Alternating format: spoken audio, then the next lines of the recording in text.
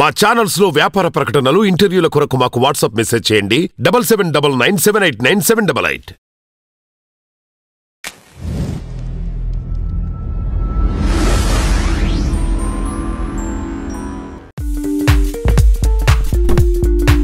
ఇది కూడా ఒక కైండ్ ఆఫ్ నెక్స్ట్ జెన్ క్వశ్చన్గా చెప్పుకోవచ్చు. ఎందుకంటే పుట్టిన పిల్లలు చాలా చురుగ్గా ఉండాలి, చాలా తెలివిగా ఉండాలి. అండ్ ఇవాళ రేపు మనం అందరినీ చూస్తూనే ఉన్నాం. దాదాపు 7-8 నెలల పిల్లలకు కూడా సెల్ ఫోన్ ఇచ్చే వాళ్ళ చేతిలో ఉండి రకరకాల యాప్స్ ఓపెన్ చేయడము, స్క్రాల్ చేయడం చేస్తూ ఉంటారు. అంటే పేరెంట్స్ యొక్క ఎక్స్పెక్టేషన్స్ అనేటివి ఈ మధ్య చాలా ఎక్కువగా ఉంటున్నాయి. సో వాటన్నిటికీ బేసిక్గా వచ్చేసి మనం ఒకటి చూసుకుంటే చాలా ముఖ్యమైనది పిల్లల్లో వినికిడి. ఆ వినికిడి లోపం ఉందా లేదా అనేది మనం ముందు గుర్తించలేకపోతే వాళ్ళకి తర్వాత మాటలు లేటుగా రావడము ఇలాంటివి జరుగుతూ ఉంటాయి. అండ్ ఆ మాటలు లేటుగా రావడమే కాకుండా వినికిడి సరిగా లేనప్పుడు వాళ్ళు మిగతా పిల్లలతోటి కలవలేకపోవడము, దాని తర్వాత కూడా కొంత మాటలు మనం వినికిడి అనేది గమనించిన తర్వాత కూడా ఎక్స్పెక్టేషన్ రేంజ్లో వాళ్ళు కోలుకోక కొంత సబ్ క్లినికల్ హీరింగ్ డిఫెక్ట్ అనేది ఉండే అవకాశం కూడా ఉంటుంది.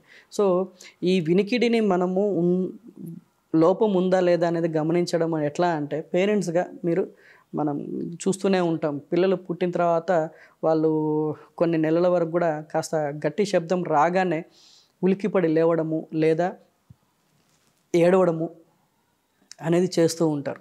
సో అది as a caretakers either by mother, father, grandparents ఇలా ఎవరైనా దాన్ని గమనించవచ్చు.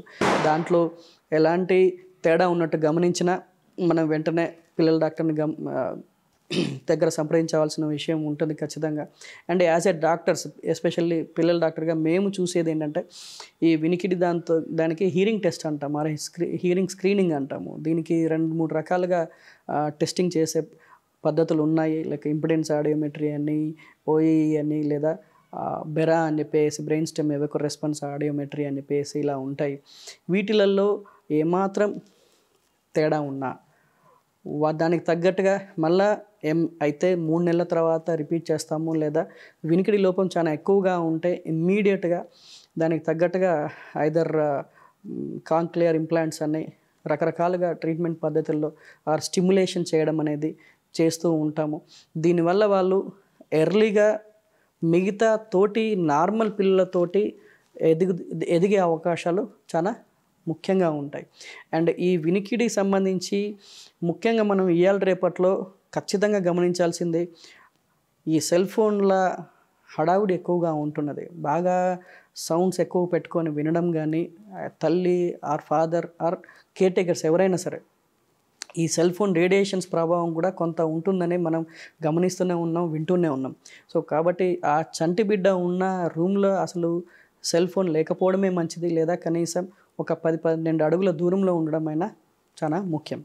అండ్ రెండోది, తల్లికి థైరాయిడ్ సమస్య ఉన్నప్పుడు బిడ్డకి కూడా థైరాయిడ్ సమస్య ఉందా లేదా గమనించుకుంటూ దానికి తగ్గట్టుగా ఈ హీరింగ్ టెస్ట్ కూడా చేయించుకోవాల్సిన పరిస్థితి అయితే ఉంది.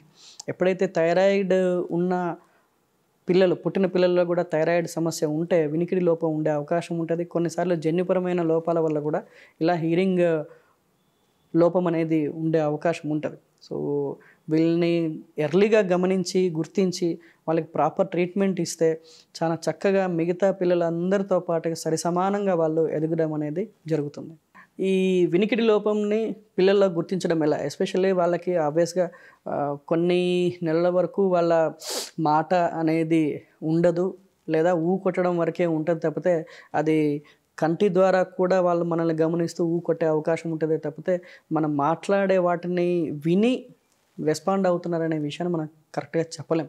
సో దీనికి సింపుల్ టెక్నిక్స్ ఏంటంటే రకరకాల శబ్దాలు, ఎస్పెషల్లీ పెద్ద శబ్దాలు సౌండ్స్ అయినప్పుడు మనం ఇంట్లోనే ఉన్నప్పుడు గిన్నెలు పెద్దగా పడిపోతుంటాయి వంటిట్లో, లేదా సడన్గా మనం టీవీ చూస్తూ సడన్గా రిమోట్ కింద పడిపోతుంటాయి. అంటే అలాంటి సౌండ్స్, లేదా ఇంట్లో వేరే చిన్న పిల్లలు ఉన్నారు వాళ్ళు గట్టిగా అరుస్తూ ఉండడం, అలాంటివి జరిగినప్పుడు ఎంత డీప్ స్లీప్లో గాఢ నిద్రలో ఉన్న పిల్లలైనా సరే, నెలల పిల్లలైనా సరే వాళ్ళు ఉలిక్కిపడి లేస్తారు లేదా ఏడుస్తారు.